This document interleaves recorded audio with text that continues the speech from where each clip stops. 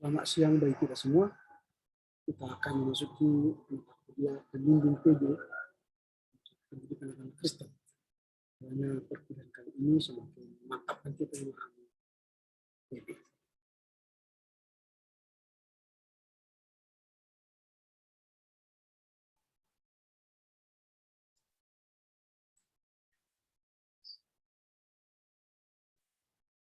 Selamat siang bagi kita semua.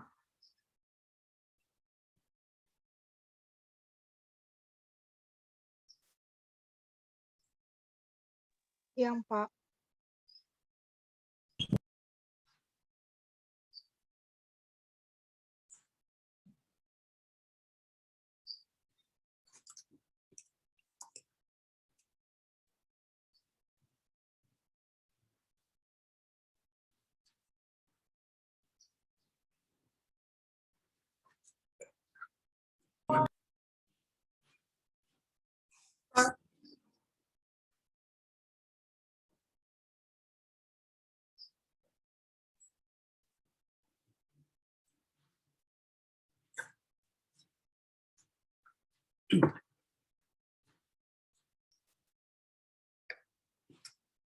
Kita masih menunggu teman kita yang belum masuk ya.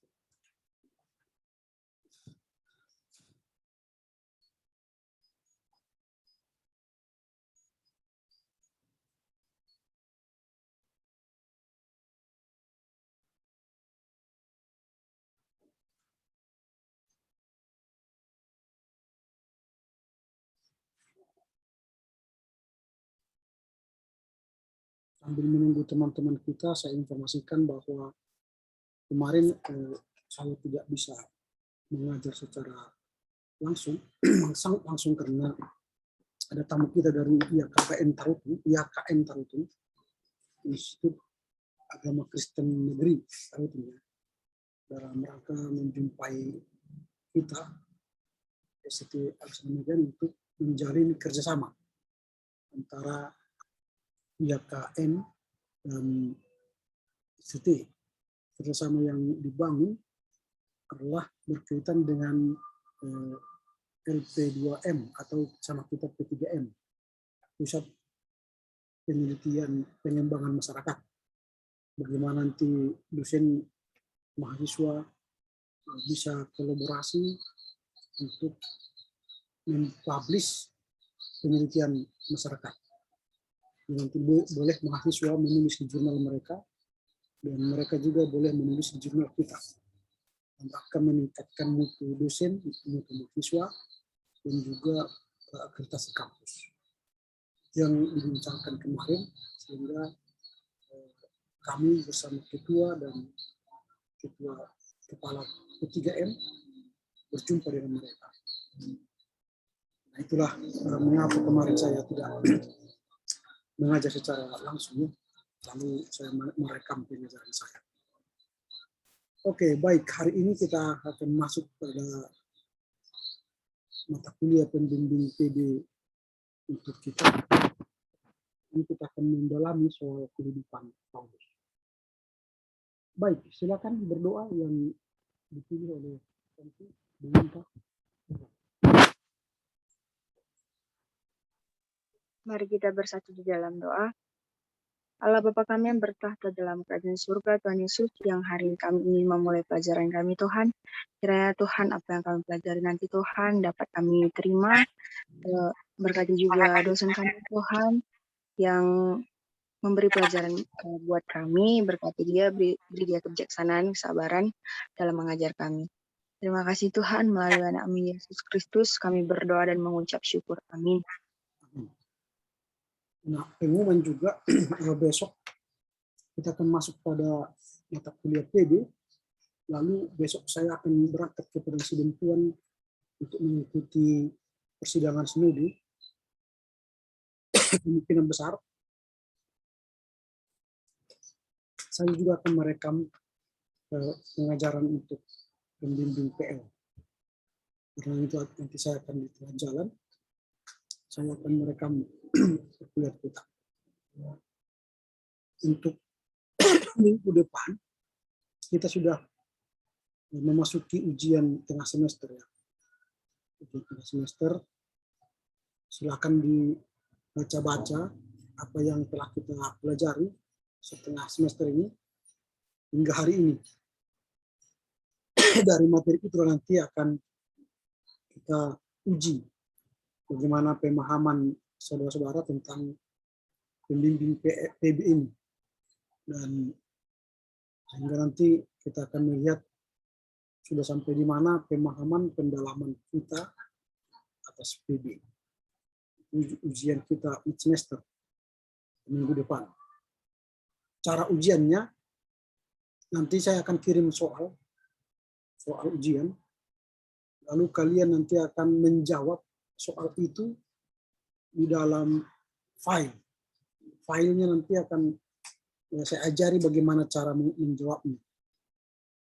Lalu dikirim ke saya secara pribadi.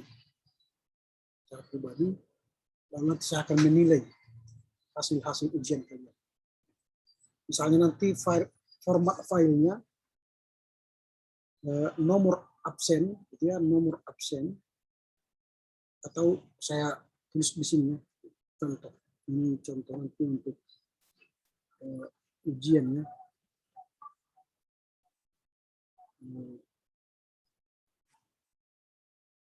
Nanti untuk menulis filenya nanti dibuat seperti ini. Nanti buatlah UAS EUTS underscore nomor absen. Misalnya nanti absen nomor 1 adalah diminta misalnya. Ini nanti contoh apa namanya format file. Jadi file itu ditulis dalam format seperti ini. UTS, ujian tengah semester, nomor 1 itu absensi, baru nama mahasiswa. Ini nanti dalam filenya, di sini nanti kertas jawaban mahasiswa untuk UTS. Soalnya nanti akan saya kirim pada saat kita masuk kuliah seperti ini. Hari Kamis seperti ini, saya akan kirim soal, lalu kalian menjawab sama pada waktu yang sama ya. Kita misalnya masuk jam 11, keluar 12.40, kalian mengerjakannya. Lalu kirim nanti ke sana hasil ujian dengan file seperti ini. Dipahami ya? Ini seperti ini. Kalau misalnya ini kan file saya kan ini 6 Paulus dan kehidupannya. Ini kan nama file saya. Nanti ini file kalian itu UTS seperti ini. Nama file. Jadi jangan nanti buat filenya mahasiswa sudah diajar seperti ini, dia buat seperti ini lagi. Misalnya atau nama singkatan Winta gitu ya, atau apa Winta oke misalnya. Ini tidak akan saya terima nanti.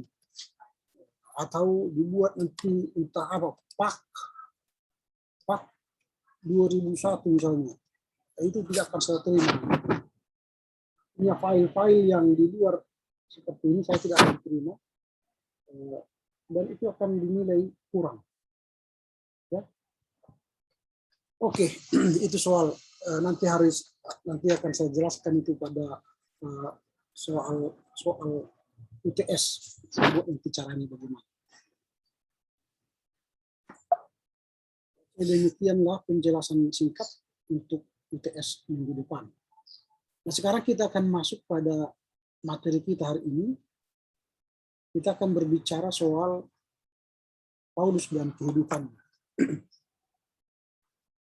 Setidaknya kalian sudah belajar tentang Paulus, tetapi kita akan lebih mendetail memahami Paulus. Nah, kemudian bagaimana kita akan merefleksikan kehidupan Paulus itu nanti dalam pembahasan-pembahasan selanjutnya.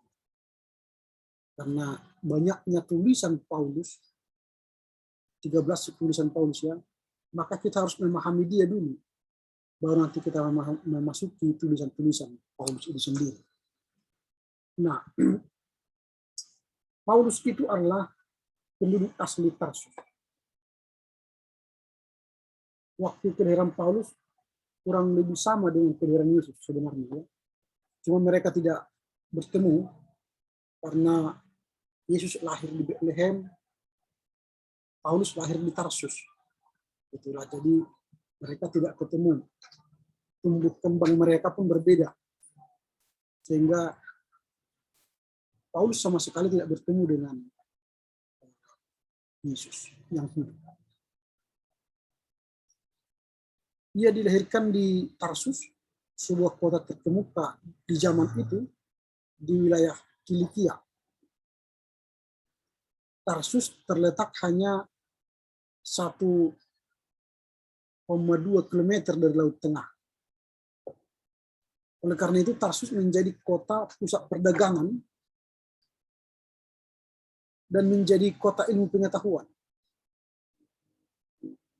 Banyak pendatang yang belajar di sekolah-sekolah terkenal di Tarsus. Kemudian tersebar ke Roma. Di kota ini tinggal orang-orang Yunani dan orang-orang Timur, juga bangsa-bangsa lain. Inilah kota kelahirannya Tarsus.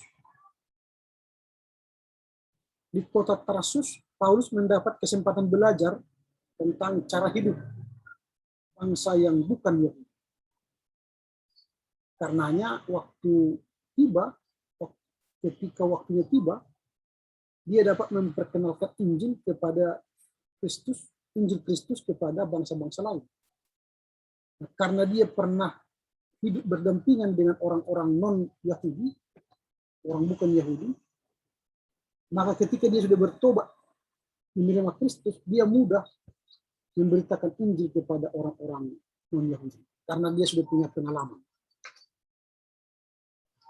Dalam sejarah Perjanjian Baru, sesudah kebangkitan Yesus, perhatian beralih dari Petrus dan para muridnya kepada tokoh yaitu Paulus. Jadi dulu waktu masa Yesus dunia ini, tokoh yang terkenal itu selain Yesus tentu ialah Petrus.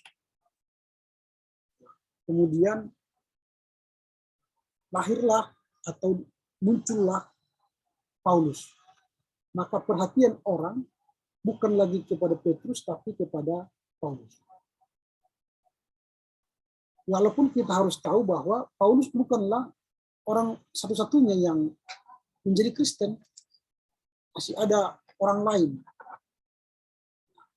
Kalau kita baca nanti Kisah 15 ayat 5, kalau ada Alkitabnya kita lihat ya, Kisah 15 ayat 5. Tetapi beberapa orang dari golongan Farisi yang telah menjadi percaya datang dan berkata, orang-orang bukan Yahudi harus disunat dan diwajibkan untuk menuruti hukum Musa. Nah, jadi bukan hanya Paulus yang bertobat dari orang-orang Farisi, tapi yang terkenal Paulus. Karena apa? Karena dia adalah orang atau pemimpin yang menganiaya orang-orang Kristen.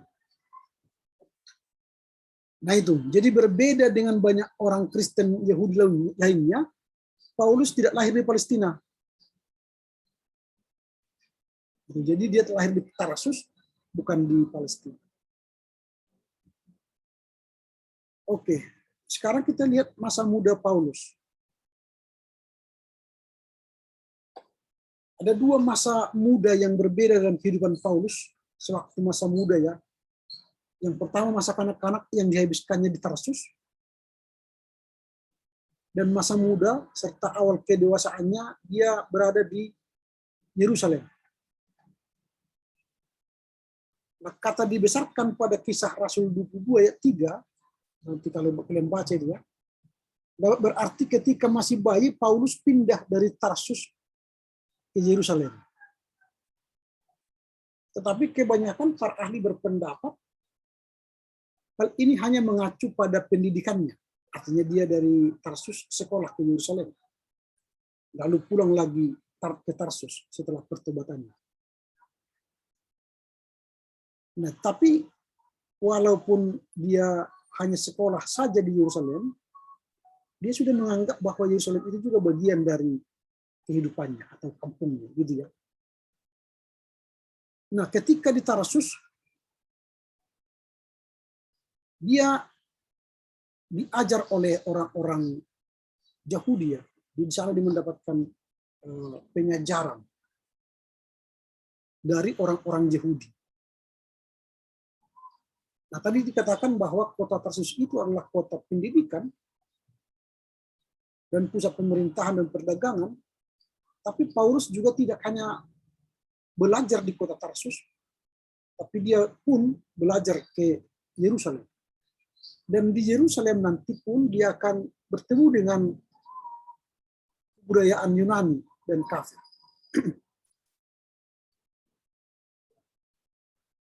Nah, orang tuanya sendiri adalah orang Yahudi Tulen, warga negara Roma. Dan orang tuanya sebenarnya selalu berusaha melindungi Paulus dari pengaruh Yunani dan pengaruh kafir. Maka orang tuanya selalu melindungi Paulus dari pengaruh kafir sewaktu remaja. Tetapi karena kota Tarsus itu kota perdagangan, maka Paulus itu tidak bisa menghindari kebudayaan Yunani yang mereka anggap kafir. Maka nanti dalam tulisan-tulisan Paulus itu pengaruh Yunani atau Stoik Yunani itu, filsafat Yunani itu sangat kuat dalam hidupnya. Nah, itu sebabnya sewaktu di Tarsus ya, orang tua Paulus itu memutuskan untuk menjadikan Paulus itu menjadi seorang rabi atau seorang guru ya. Rabi itu guru hukum Taurat. Karenanya Paulus sejak kecil sudah belajar tradisi-tradisi umat Yahudi. Dia sudah belajar tradisi-tradisi umat Yahudi melalui pendidikan yang teratur di sinagoga. Dimungkinkan dia belajar Septuaginta. Itu perjanjian lama yang diterjemahkan ke dalam bahasa Yunani. Nah, sewaktu di Tarsus lah Paulus berkesempatan belajar membuat tenda. Walaupun dia sudah belajar juga sebagai rabi. Karena di samping belajar sebagai rabi, dianjurkan kepada mereka untuk memiliki suatu keterampilan. Maka dia memilih keterampilan membuat tenda. Dan itu nanti sangat bermanfaat bagi Paulus di kemudian hari ketika dia menginjili ke daerah-daerah. Sehingga penjualan tenda itu dijadikannya untuk membiayai penginjilannya. Kemudian dia pergi ke Yerusalem. Seperti Tarsus tadi dia pergi ke Yerusalem. Di Yerusalem ini kan menjadi pusat Yahudi sebenarnya. Karena di sana dia bertemu dengan Rabbi Gamaliel. Ini guru Yahudi yang sangat terkenal. Pengganti Rabbi Hillel. Dan pengaruh Gamaliel nanti dalam teologi Paulus itu sangat kuat. Nah, sementara Rabbi Gamaliel ini merupakan cucu dan pengganti Rabbi Hillel. Rabbi Hillel itu juga orang yang terkenal karena dia dikenal sebagai pengajar, sebagai tokohnya. Hillel mengatakan bahwa seorang laki-laki dapat menceraikan istrinya kalau istrinya itu tidak menyenangkan dalam hal apapun juga. Nah, itu menurut pengajaran Rabbi Hillel. Nah, ini yang kita lihat ketika Paulus berada di Yerusalem. Dia belajar dari Rabbi Gamaliel. Nah, karenanya Paulus nanti akan dipengaruhi oleh pemikiran Hillel yang menjadi cucu dari Gamaliel tadi. Dan dari situ nanti dia akan memperoleh sedikit manfaat dalam proses berteologi Paulus nantinya. Nah, ada apa namanya ini? Samai ya. Nah, Hillel telah mengajarkan suatu bentuk agama Yahudi yang lebih maju dan liberal daripada saingannya, yaitu Samai. Jadi waktu itu di Yahudi ada sekelompok sekte yang disebut dengan Samai yang menjadi saingan daripada Hillel. Mereka bersoal-soal perceraian ya. Makanya tadi Hillel mengatakan kalau seorang istri itu bisa diceraikan, nah, tetapi Samai berbeda juga. Samai berpendapat perceraian hanya dibenarkan bila terjadi dosa moral. Hillel mengatakan seorang laki-laki dapat menceraikan istrinya kalau istrinya itu tidak menyenangkan. Tidak menyenangkan bisa diceraikan. Tapi Samai tidak, harus kalau istrinya punya dosa moral. Nah, ini nanti mempengaruhi teologi Paulus kemudian. Kemudian Paulus mencatat kemajuan yang baik dalam studinya di Yerusalem.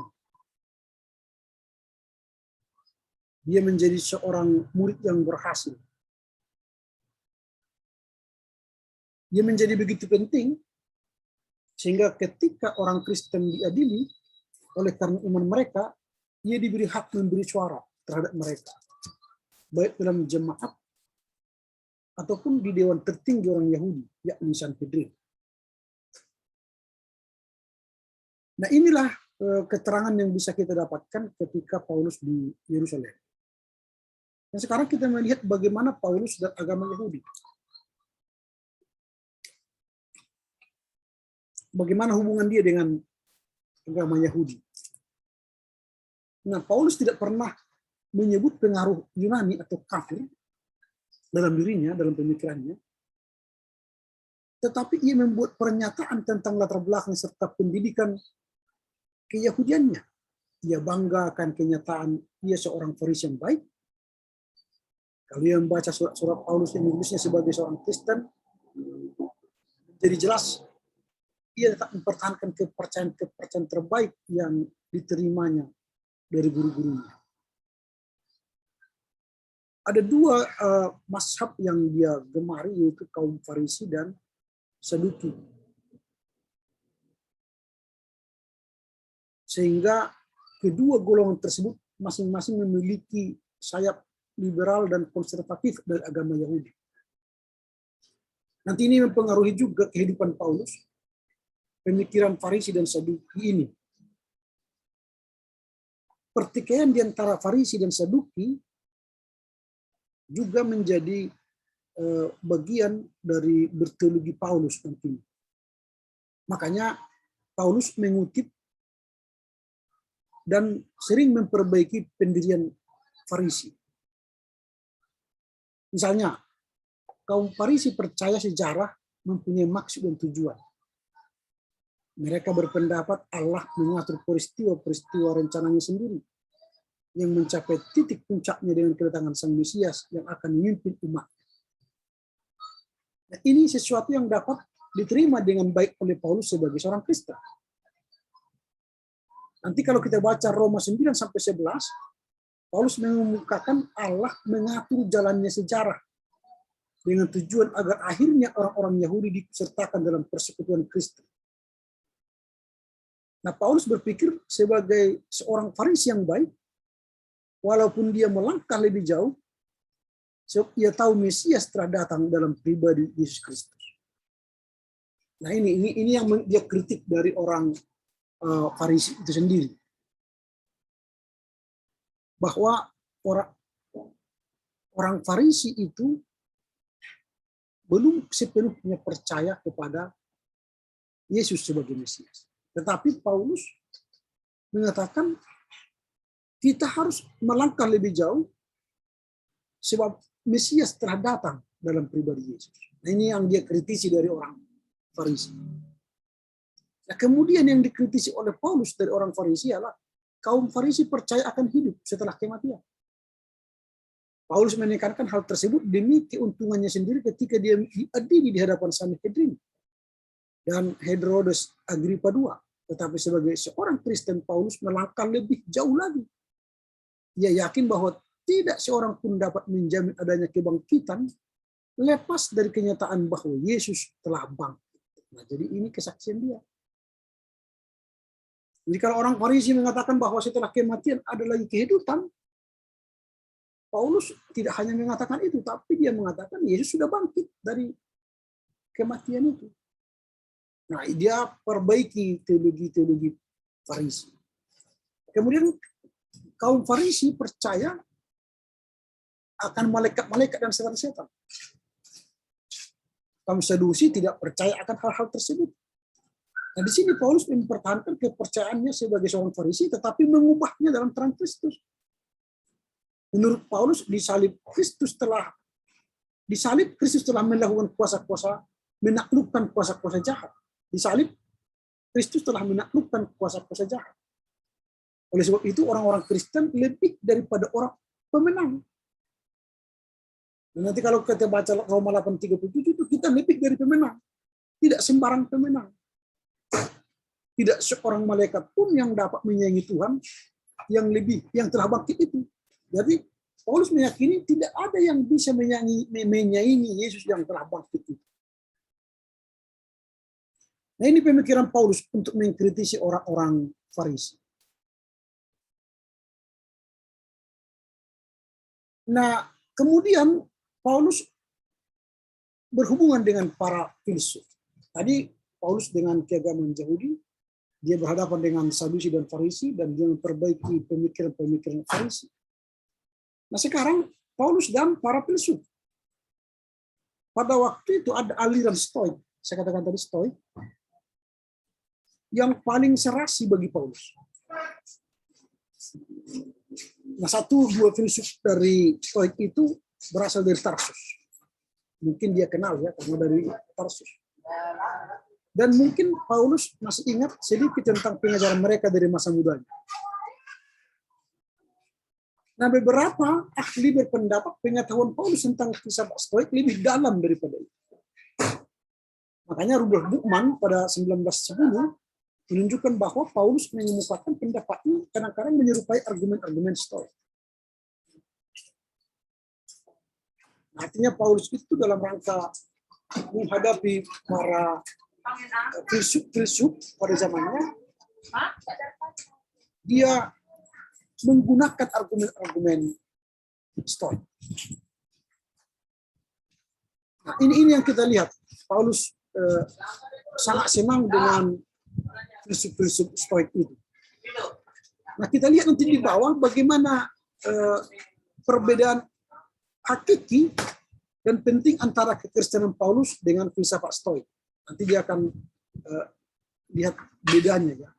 Misalnya begini, filsafat Stoik didasarkan pada spekulasi filsafat mengenai sifat dunia dan manusia. Ilahnya yang sebenarnya adalah akal manusia yang abstrak. Artinya yang dibanggakan oleh Stoik itu ialah akal, pikiran. Nah, sementara agama Kristen berbeda. Sebab ia dengan kokoh didasarkan pada fakta-fakta historis tentang kehidupan, kematian, dan kebangkitan Yesus. Jadi filsafat Kristen itu bukan berada pada akal, tetapi berada pada kebangkitan Yesus dari kematian itu. Makanya nanti kebangkitan Kristus itu menjadi inti sentral dari teologi Paulus. Dia berkata lagi, ilah stoik adalah abstraksi yang samar-samar. Kadang-kadang dihubungkan dengan seluruh alam semesta. Kadang-kadang dengan akal, kadang-kadang malah dengan unsur api. Nah sebaliknya, Allah yang dikenal Paulus adalah wujud pribadi. Nah, ini bedanya, wujud pribadi. Di mana dia dinyatakan? Di dalam Kristus. Nah, makanya dia berkata karena keseluruhan kepenuhan Allah berkenan di dalam Dia. Kolose 1:19, di dalam Dia itu di dalam Kristus. Jadi bukan pada akal, bukan pada alam semesta, bukan pada api, tapi pada Yesus. Ada wujud pribadi yaitu Yesus. Nah, para Stoik juga mau menemukan keselamatan dalam keswasembadaan. Jadi keselamatan itu mereka temukan pada keswasembadaan. Jadi keswasembadaan itu dari usaha manusia memperoleh keselamatan. Sehingga manusia yang ingin selamat itu adalah untuk bertindak sesuai dengan alam. Sekaligus baik dengan alam yang ada dalam diri kita maupun dengan alam semesta. Itu menurut Stoik. Jadi keselamatan itu dalam keswasembadaan, maka jagalah alam. Jagalah, lestarikanlah dengan baik alam ini. Nah, bagi Paulus keselamatan berbeda sekali.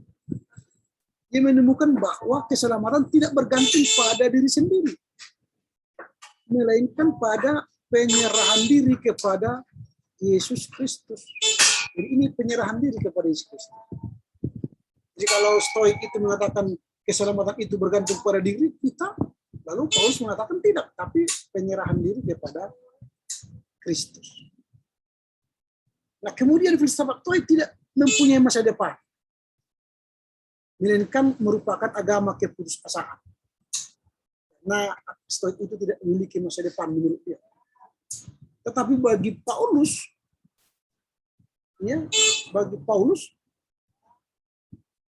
maka ia memberikannya arti baru, sebab bagi Paulus tentang keselamatan oleh Kristus jauh berbeda dengan berita Stoik tentang keselamatan dan penguasaan diri. Nah ini jadi masa depan dalam agama Kristen itu ada pada Kristus sendiri, bukan keputusasaan. Itu sebabnya Paulus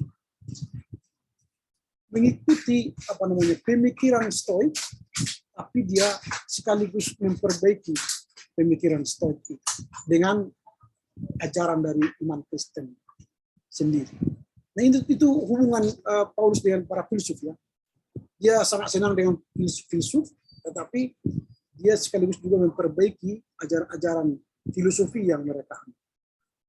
Nah sekarang Paulus dan agama-agama rahasia. Bagaimana dia berhubungan dengan agama-agama rahasia?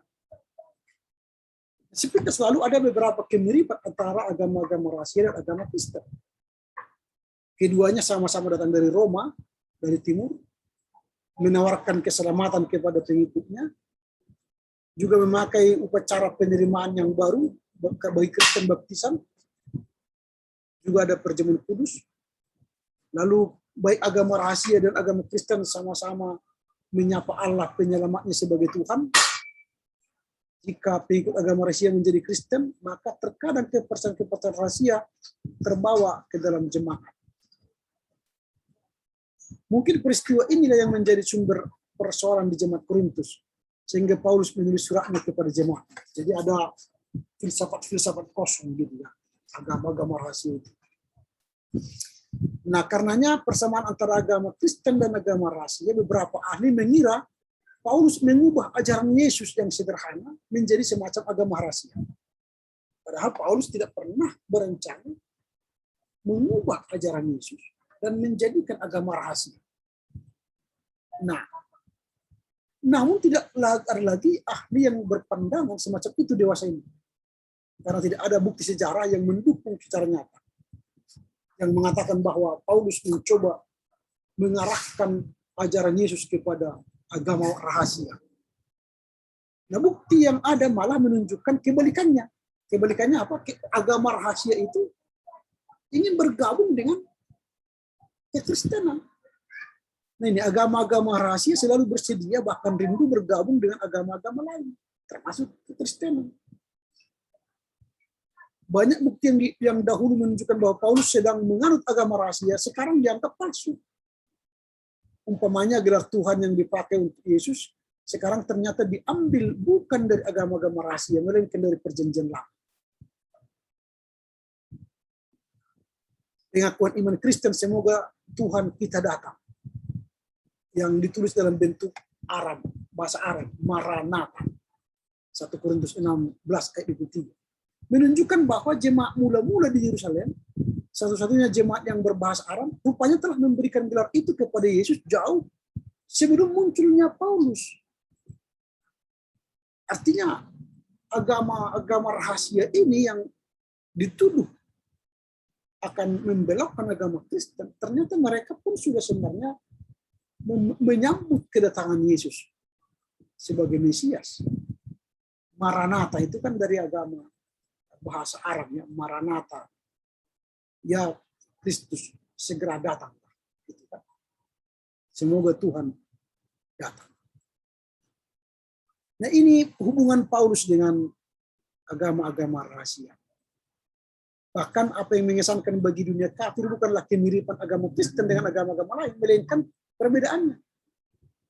Tuduhan yang paling sering dilontarkan terhadap orang Kristen adalah mereka ateis. Saya tidak mau mengakui ilah-ilah lain. Padahal kita bukan ateis, agama Kristen bukan ateis. Tapi agama Kristen itu percaya kepada Tuhan. Nah, tentu Paulus mengenal agama-agama rahasia dan kemiripannya dengan agama Kristen.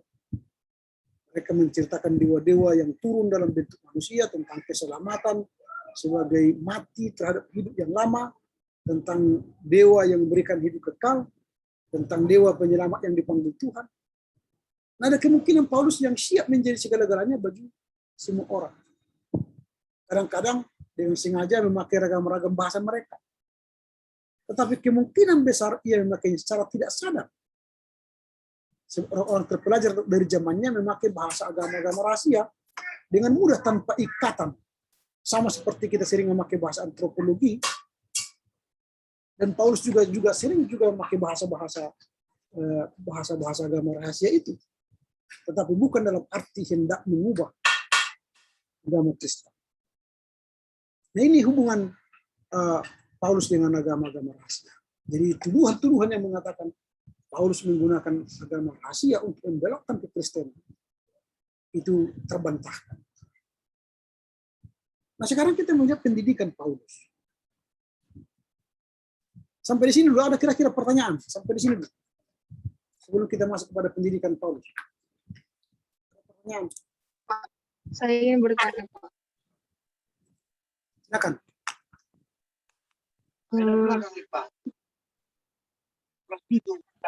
Kafir itu kayak mana? Belum ngerti aku, Pak. Kebudayaan kafir. Oke. Kafir pada zaman itu mereka anggap ialah di luar orang agama Yahudi atau di luar Yahudi itu adalah kafir. Kafir artinya tidak mengikuti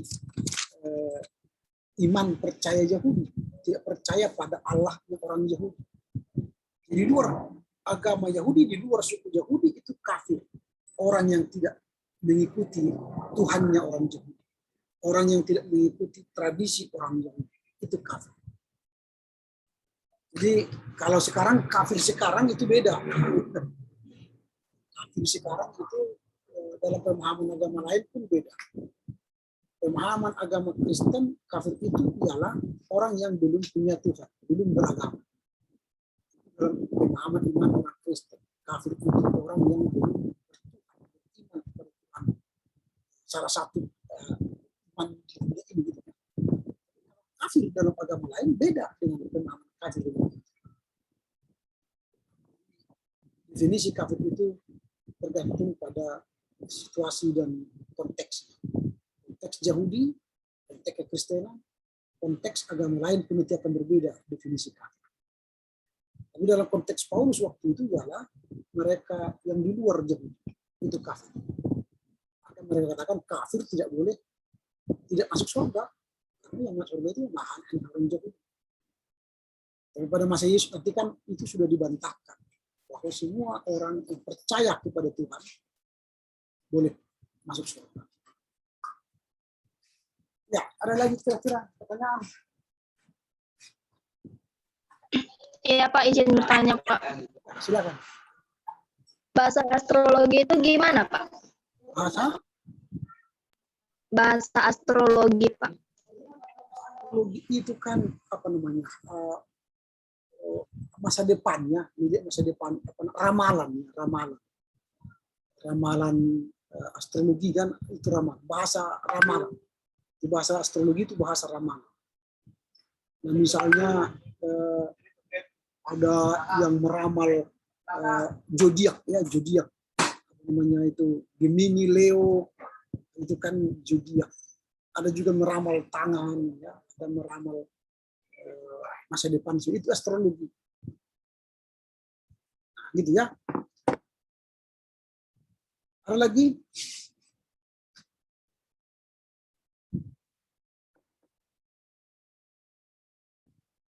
Kalau tidak ada, kita lanjutkan ya. Sebentar saya ambil cas.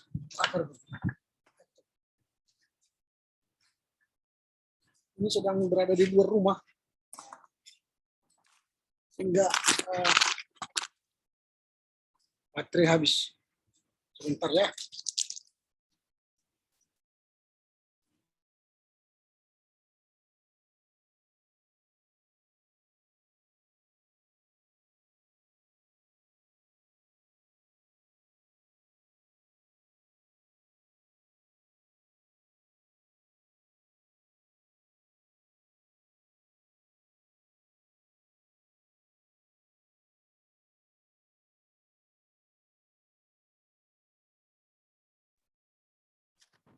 Oke. Kita lanjutkan kalau tidak ada yang bertanya. Kita masuk pada pendidikan Paulus. Dan menurut adat istiadat Yahudi yang taat, setiap anak-anak laki-laki harus diberikan pendidikan yang baik dan latihan yang sangat hati-hati di rumah. Paulus itu menerima pendidikan dasar. Kemudian pada usia 13 sampai 15 tahun ia dikirim ke Yerusalem. Itu tadi yang kita lihat di atas ya. Dan dia juga mendapatkan pendidikan yang lebih tinggi di sekolah kerabian, itu Rabi Yahudi ya. Artinya Paulus ini orang berpendidikan, educated. Nah, di sekolah itulah Paulus berkesempatan belajar mendalam tentang keyahudian di bawah bimbingan Gamaliel tadi. Murid cucunya Hillel kan. Bahkan Paulus menjadi seorang murid yang istimewa dan rupanya Gamaliel memberikan penghargaan yang tinggi kepadanya. Artinya dia murid yang benar-benar pintar. Nah, setelah selesai masa studinya di Yerusalem, dia kembali ke Tarsus. Nah, di Tarsus setelah selesai pendidikannya di Yerusalem, dia bekerja. Nah, kemungkinan besar Paulus menghabiskan waktunya selama beberapa tahun di Tarsus sebagai seorang rabi atau guru agama Yahudi. Kemudian setelah beberapa tahun dia mengabdi di kampungnya sebagai rabi, lalu dia kembali ke Yerusalem tepat sebelum kematian Stefanus. Waktu itu dia sudah masuk dalam golongan orang yang anti orang Kristen, ya, yang memburu orang-orang Kristen, mengejar orang-orang Kristen. Dia sudah mendengar gerakan Kristen yang menentang iman Yahudi. Paulus pergi untuk membantu mempertahankan iman nenek moyangnya. Dia pergi ke Yerusalem itu dalam rangka ingin membantu mempertahankan iman nenek moyangnya. Selama pengadilan Stefanus, Paulus ada di sana. Meskipun ia tidak ikut melempari Stefanus dengan batu, tetapi dia ikut dalam proses untuk penganiayaan. bahkan dalam pengadilan Stefanus. Nah, Paulus sendiri menyaksikan kematian Stefanus. Dia menyaksikan. Nah, kemudian setelah dia kembali ke Yerusalem dalam rangka untuk mempertahankan dan membentengi iman Yahudi, dia semakin meningkatkan keaktifannya untuk menganiaya orang Kristen. Bahkan dia menjadi pemimpin di antara orang Yahudi. Dan pemimpin yang sudah tua membiarkan Paulus menjadi pemimpin pasukan untuk menghancurkan kekristenan. Nah, Paulus sendiri menggambarkan tindakannya melawan kekristenan itu dengan berkata, hal ini kulakukan juga di Yerusalem. Aku bukan saja telah memasukkan banyak orang kudus ke dalam penjara setelah aku memperoleh kuasa dari imam-imam kepala, tapi aku juga setuju jika mereka dihukum mati. Dalam rumah-rumah ibadat aku sering menyiksa mereka dan memaksanya untuk menyangkal imannya. Dan dalam amarah yang meliuk aku mengejar mereka bahkan sampai ke kota-kota asing. Itu kisah Rasul 26 ayat 10 dan 11. Itu kesaksian Paulus sendiri. Nah, Paulus adalah seorang yang taat kepada agama Yahudi. Jadi dalam beragama Yahudi sangat taat. Hukum Taurat yang 10 itu dia lakukan sempurna. Hukum Taurat yang ke-10. Tradisi-tradisi Yahudi lainnya dia lakukan dengan baik. Itu nanti dia tulis dalam surat-surat.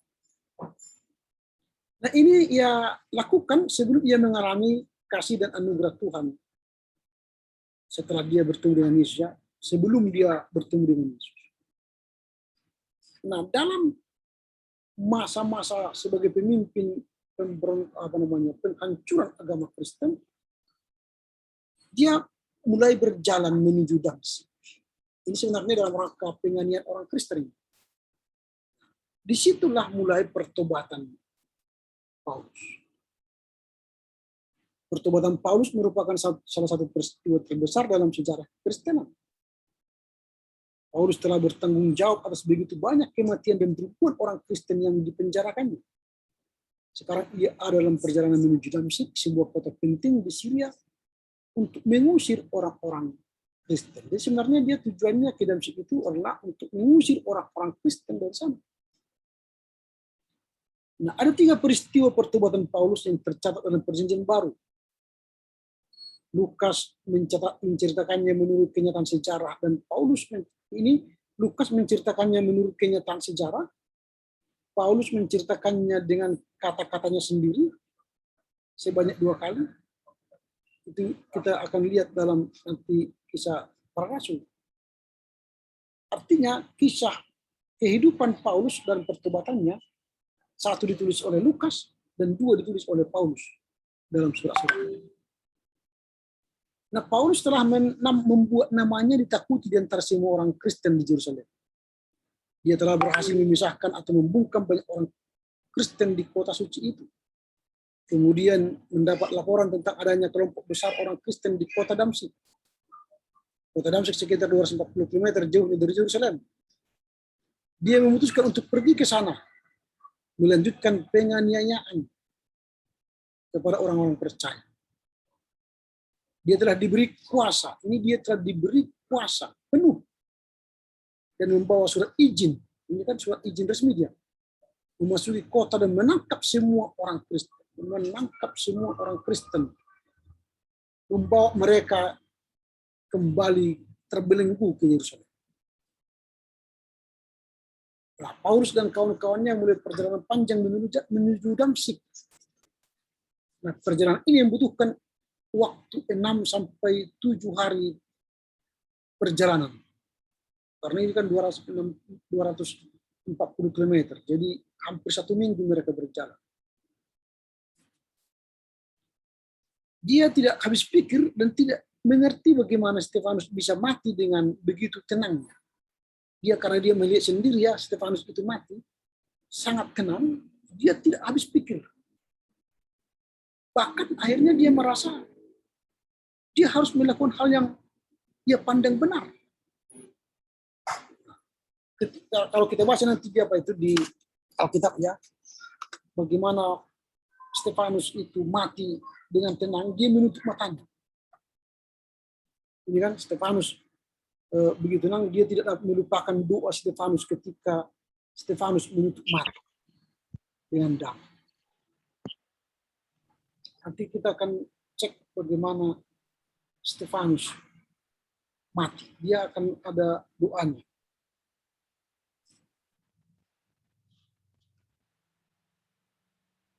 Kalau kalian mau lihat Stefanus itu.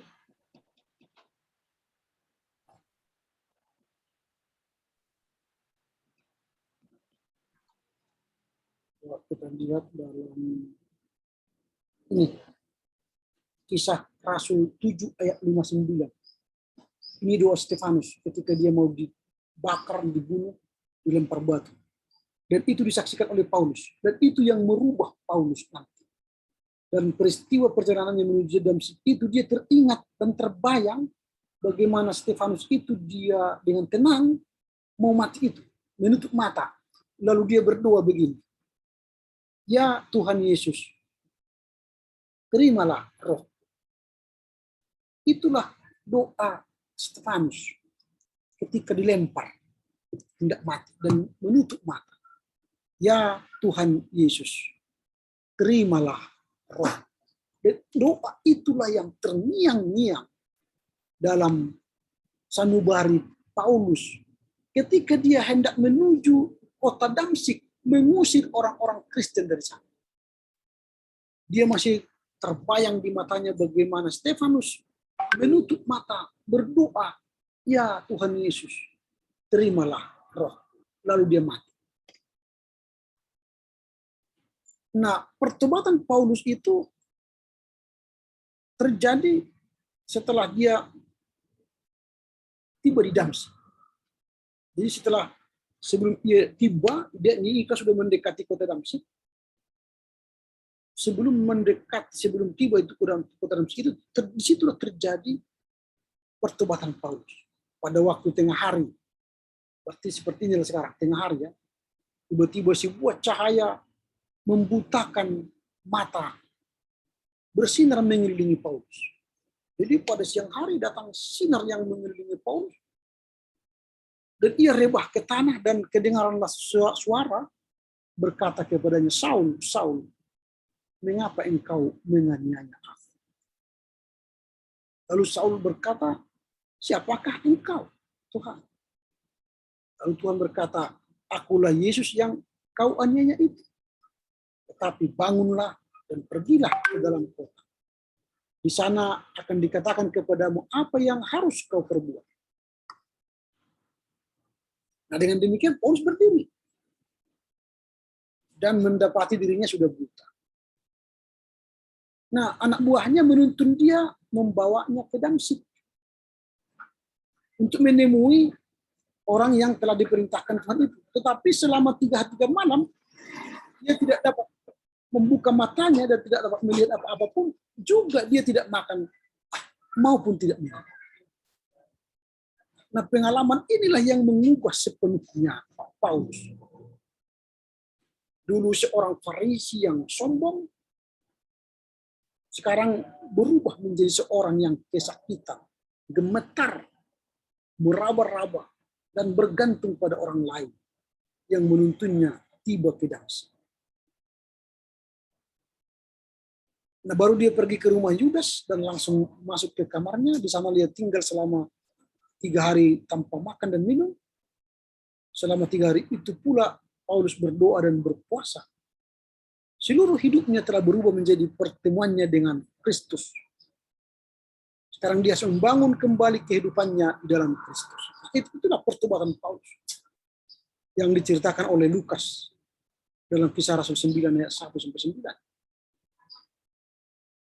Nah, kemudian Paulus mulai menerima Injil dari Kristus dan mulai menerima pewahyuan sejak perjalanan ke Damsyik itu.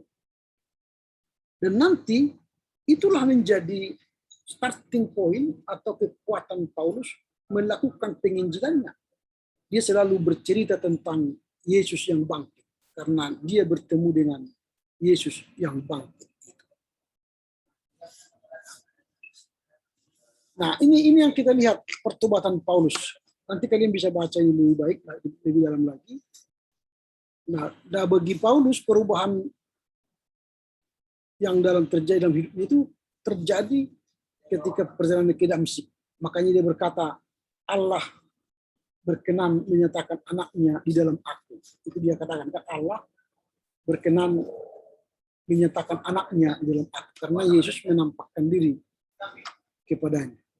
Sehingga begitu terkesan bagi Paulus. Dan merumuskan pengalamannya dengan suatu kutipan dari nyanyian hamba Tuhan.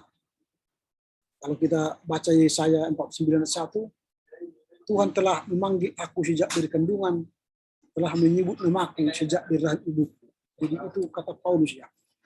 Pengalaman dari Damsyik itu ke Damsyik itu membuat Paulus betul-betul tahu karya dan rahmat Tuhan itu. Oke, nanti kalian bisa baca ini ya. Dan setelah itu nanti bagaimana Paulus berkarya ya di Filipi. Kemudian nanti dia akan melakukan misi pertama, kedua, dan ketiga. Itu sudah kita ceritakan minggu yang lalu. Nah, sekarang kita melihat dalam pokok teologinya Paulus. Dia selalu menekankan oleh kesatuan dengan Kristus dalam kita, diterima dan dibenarkan oleh Allah. Ini menjadi tema-tema sentral teologi Paulus. Kesatuan dengan Kristus, diterima dan dibenarkan oleh Allah. Kristus khususnya wafat dan kebangkitan Kristus adalah pernyataan kerahiman Allah bagi kita. Itu tema-tema sentral teologi Paulus. Kemudian Allah mendamaikan dunia dengan dirinya oleh Kristus. 2 Korintus 5 ayat 19. Itu juga tema-tema sentral dari teologi Paulus. Kemudian tidak hanya mengenal Kristus, tetapi mengenal kuasa kebangkitannya. Kemudian ingin menjadi serupa dengan dia dalam kematiannya. Ini tema-tema sentral teologi Paulus. Makanya nanti kalau kita berdalami, maka kita akan melihat bahwa Paulus selalu menekankan perjumpaannya dengan Kristus yang bangkit. Nah, Ananias ini sangat penting dalam kehidupan Paulus. Mengapa? Karena Ananias adalah seorang murid di antara banyak orang Kristen di Damsyik. Dia dikasihi dan dihormati oleh semua orang yang mengenalnya. Ananias mendapatkan sebuah penglihatan dari Allah dan diperintahkan pergi ke rumah Yudas. Jadi tadi kan bertobat, Paulus itu buta, pergi ke rumah Yudas, naik ke lantai 2, ke loteng istilah sekarang itu dulu, sekarang lantai 2 ya. Tetapi Tuhan memerintahkan Ananias untuk pergi ke rumah Yudas. Maka dia pergi ke rumah Yudas menemui Saulus dari Tarsus. Ananias merasa sangat takut karena ia telah mendengar tentang kejahatan Paulus itu. Dia takut nanti dibunuh atau dilempari ya. Ananias barangkali sudah mengetahui bahwa dengan alasan ini juga lah Paulus datang ke Damsyik.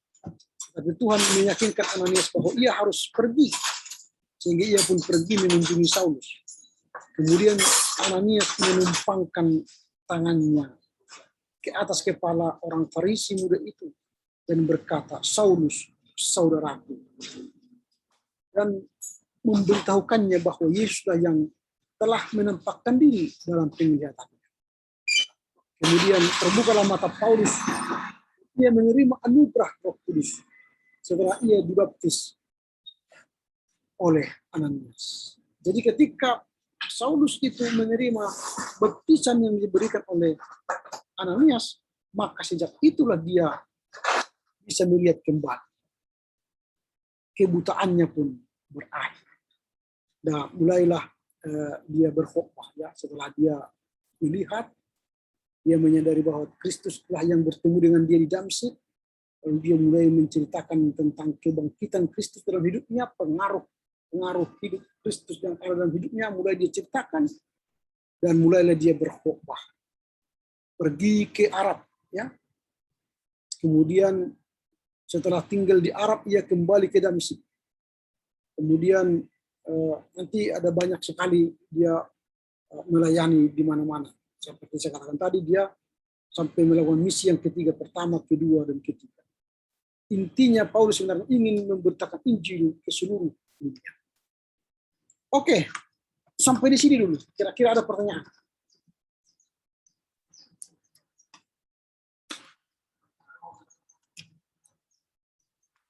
Ada pertanyaan?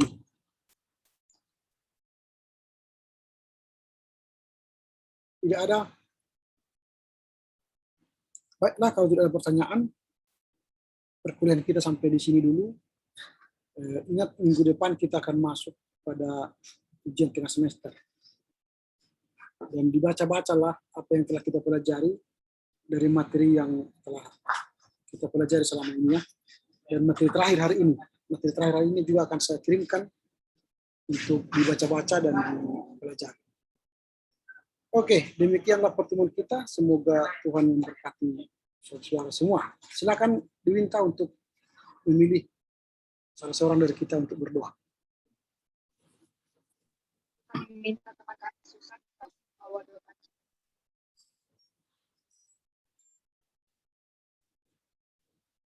Silakan.